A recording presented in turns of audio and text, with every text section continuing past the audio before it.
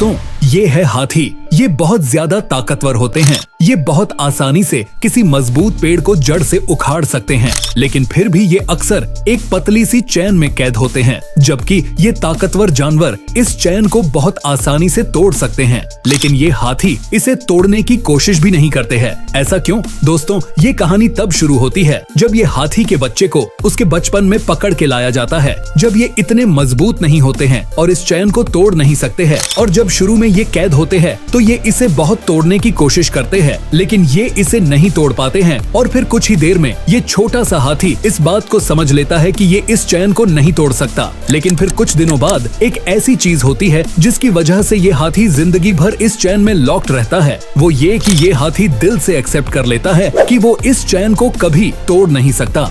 जिस तरह दुनिया के बहुत सारे लोग दिल से एक्सेप्ट कर लेते हैं कि वो कभी सेव करके और इन्वेस्ट करके करोड़पति नहीं बन सकते, लेकिन क्या वो अपनी पूरी जिंदगी में कभी भी अमीर नहीं बन सकते? या सिर्फ उस टाइम पे वो फाइनेंशियल वीक है और आगे जाके स्ट्रॉन्ग बन सकते हैं? जब आप यंग होते हो और अपनी लाइफ बिल्कुल 0 रुपीज से स्टार्ट करते हो, तो हो सकता है आप 15 से 20 साल लगा दो या उससे ज्यादा टाइम बहुत मेहनत करके सेविंग और इन्वेस्टिंग करके अपनी लाइफ का पहला करोड़ जमा करने में। लेकिन उसके बाद का आपकी लाइफ का दूसरा करोड़ रुपया सिर्फ और सिर्फ 3 से 5 साल के अंदर आएगा, बिना आपके कुछ काम किए, बिना उसमें और पैसे ऐड किए। और फिर उसके बाद के 2 और करोड़ उसके अगले 3 से 5 साल के अंदर ऐड हो जाएंगे। मतलब अगर आप अभी अपनी 20s में हो और कोई आपसे ये बात कह दे कि उसने फ्यूचर देखा है और उसने ये देखा है कि आप 50 साल की उम्र में 5 करोड़ की प्रॉपर्टी के मालिक होंगे, तो शायद आप खुद भी इस बात का यकीन नहीं कर पाओगे, क्योंकि 40 साल की उम्र तक आप सिर्फ करोड़पति बने हो। 5 करोड़ का टारगेट अभी भी बहुत दूर है, लेकिन करोड़पति बनने के 10 साल में ही आपके 1 करोड़ की वैल्यू 4 से 5 करोड़ रुपए की होगी। ये सब होगा इस पावर ऑफ कंपाउंडिंग के जरिए, जो आज मैं इस वीडियो में काफी डिटेल में समझाऊंगा।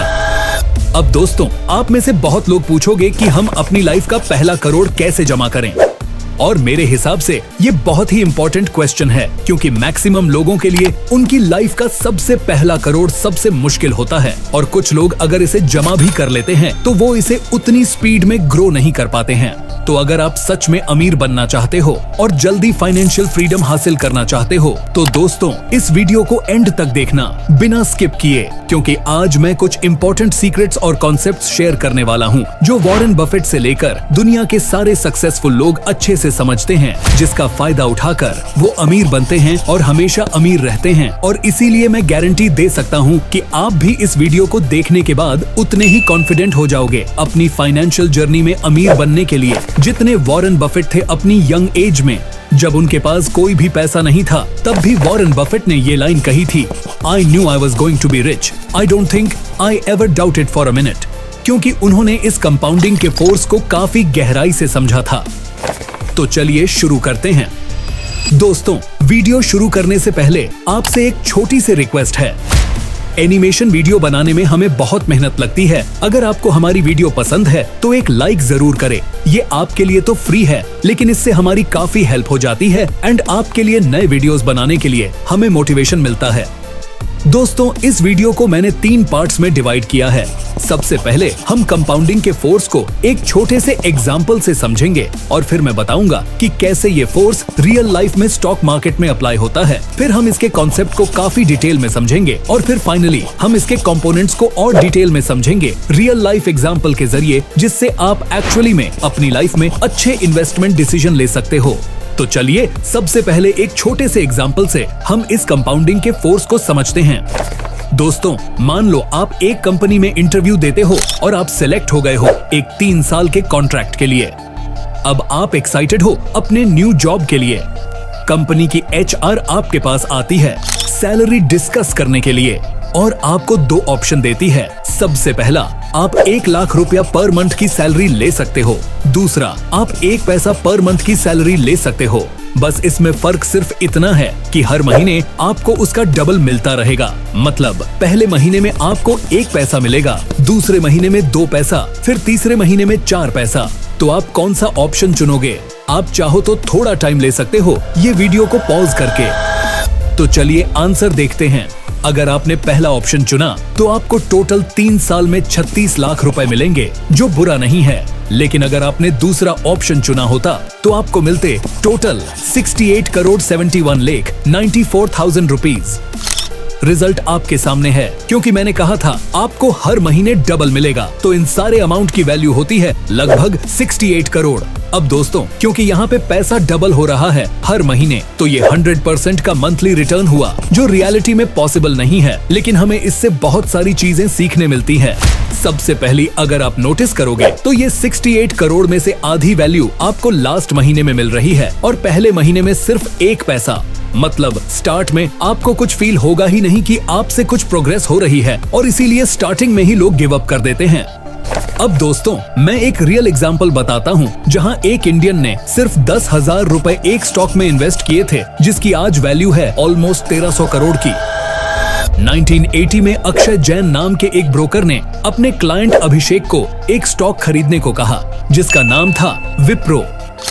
अब ये कंपनी वो टाइम पे न्यू थी, तो अभिषेक ने इसमें 10,000 रुपए इन्वेस्ट किए और उसके बदले में उन्हें उसके 100 शेयर्स मिले। और फिर ये इन्वेस्टर ने इस स्टॉक को सिर्फ खरीदा, लेकिन कभी बेचा नहीं। और आप ये टेबल में देख सकते हो कि स्टॉक की वैल्यू के साथ नंबर ऑफ स्टॉक्स भी कंपाउंड हुए। कंपनी ने अगले ही साल एक पे एक बोनस शेयर्स इश्यू किया और अभिषेक के पास हो गए 200 शेयर्स और उसके 4 साल बाद वापस से बोनस शेयर्स। और इसी तरह आप देख सकते हो अभिषेक के पास लगभग 3.5 करोड़ शेयर्स हैं इस कंपनी के, जबकि रियलिटी में उसने सिर्फ 100 शेयर्स खरीदे थे। और आज हर एक शेयर की मार्केट वैल्यू है लगभग 350 रुपए, जिसके हिसाब से ये इन्वेस्टमेंट की वैल्यू हुई ऑलमोस्ट 1300 करोड़ रुपए। दोस्तों, ये है magic of compounding stock market में। अब क्या आप गेस कर सकते हो कि ये 10,000 का इन्वेस्टमेंट जो 1300 करोड़ में ग्रो हुआ है, ये कितने % के रेट से ग्रो हुआ होगा? दोस्तों, ये सिर्फ 41% के रेट से ग्रो हुआ है, यानी 41% CAGR, जितना इंडिया की कोई भी क्रेडिट कार्ड कंपनी चार्ज करती है। इसीलिए जब यंगस्टर्स इस क्रेडिट कार्ड के जाल में फंसते हैं, तो उन्हें उसका इंटरेस्ट पेमेंट करना बहुत भारी पड़ता है, क्योंकि लोग कंपाउंडिंग को समझ नहीं पाते और वो उसके खिलाफ जाते हैं। पिछले साल विप्रो ने सिर्फ ₹1 पर शेयर का डिविडेंड पे किया, जो होता है सिर्फ 0.37% का डिविडेंड यील्ड, लेकिन ये इन्वेस्टर को 3.5 करोड़ का डिविडेंड मिला सिर्फ 1 साल में। और दोस्तों, हम इस 1300 करोड़ की वैल्यू में इन 44 इयर्स का डिविडेंड्स काउंट भी नहीं कर रहे, जो इस इन्वेस्टर ने अपने खर्च में लिया होगा।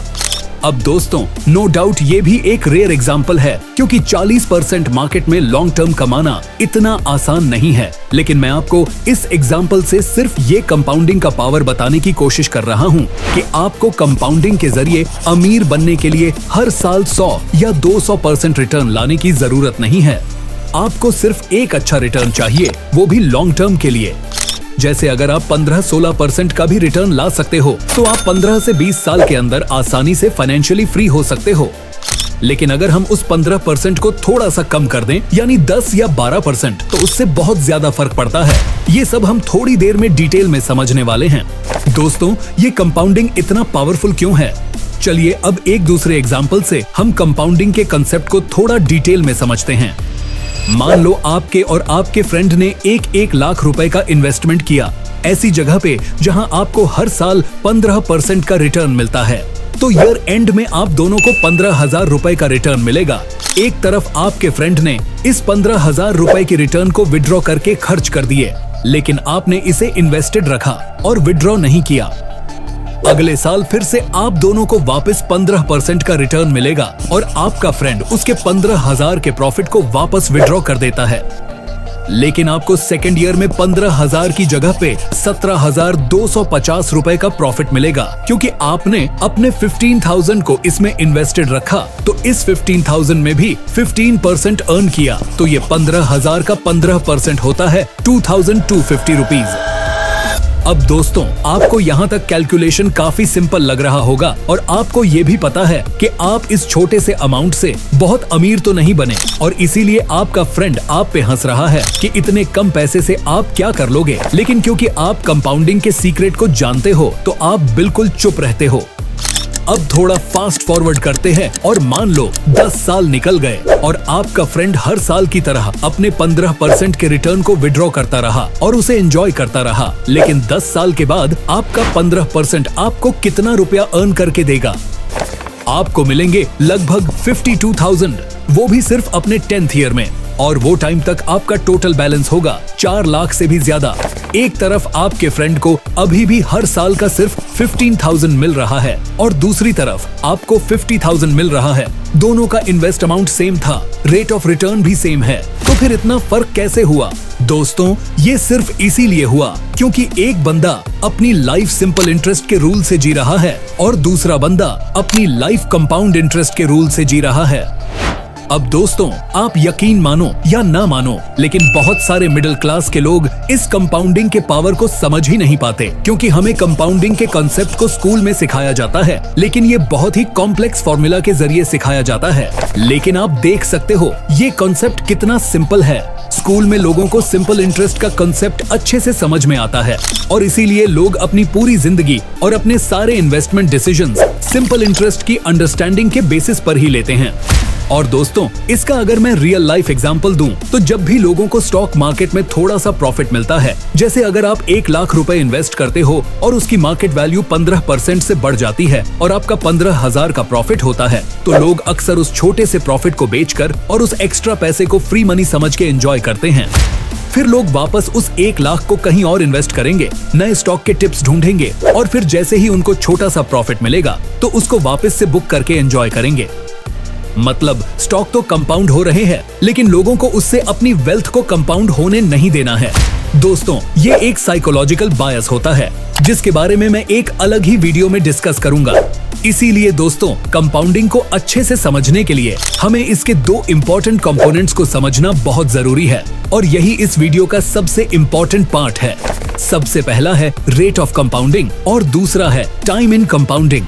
चलिए अब हम एक दूसरे एग्जाम्पल से इस रेट ऑफ कंपाउंडिंग के पावर को थोड़ा डिटेल में समझते हैं और ये भी बहुत लोगों के लिए बहुत शॉकिंग होगा। मान लो 2 फ्रेंड्स हैं, अक्षय और सूरज, दोनों 25 साल के हैं, दोनों के पास 10 लाख रुपए सेव्ड है। अब क्योंकि दोनों ने ये पैसा बहुत मेहनत करके कमाया है, तो दोनों को सबसे सेफ और सबसे अच्छी जगह चाहिए इसे इन्वेस्ट करने के लिए। तो पहला फ्रेंड जो है अक्षय, वो इस 10 लाख रुपए को 2 हिस्सों में डिवाइड करता है।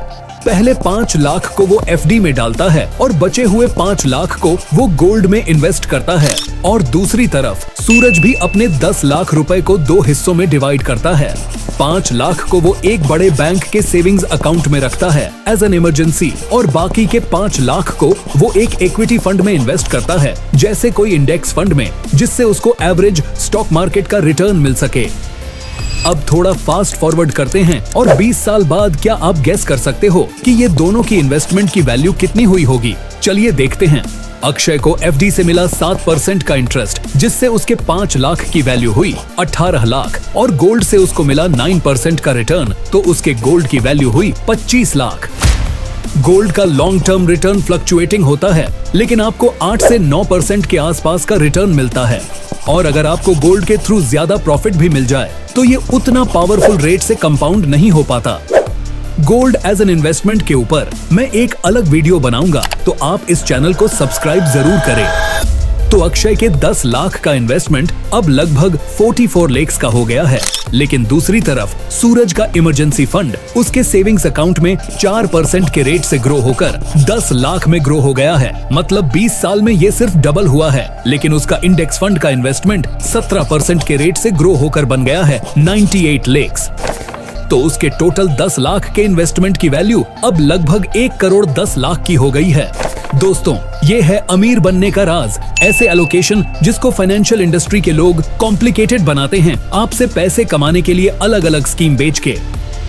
जब आप यंग होते हो अपनी 20s या 30s में और आपके पास रिटायर होने के लिए बहुत टाइम है, तो आपको किसी भी डेट फंड में, जैसे बैंक एफडी में या यूलिप में या कोई भी ऐसी आलतू फालतू स्कीम में जहां पे आपको 8 से 10% का रिटर्न मिलता है, वहां आपको इन्वेस्ट करने की जरूरत है ही नहीं। अगर आपके पास इमरजेंसी फंड्स है और जरूरी इंश्योरेंस पॉलिसीज है, तो फिर ये सब स्कीम आपके कुछ काम की है ही नहीं। ये सिर्फ आपके रिटर्न्स को कम करती है। जैसे अगर आपको कोई बैंक ऐसी स्कीम देता है जिसमें आपको इंश्योरेंस प्लस इन्वेस्टमेंट प्लस कोई बोनस गिफ्ट मिल रहा है और उसकी वजह से आपका पोर्टफोलियो 8 से 10% के रेट से ग्रो होता है, तो वो आपके रिटर्न को नीचे खींच रहा है।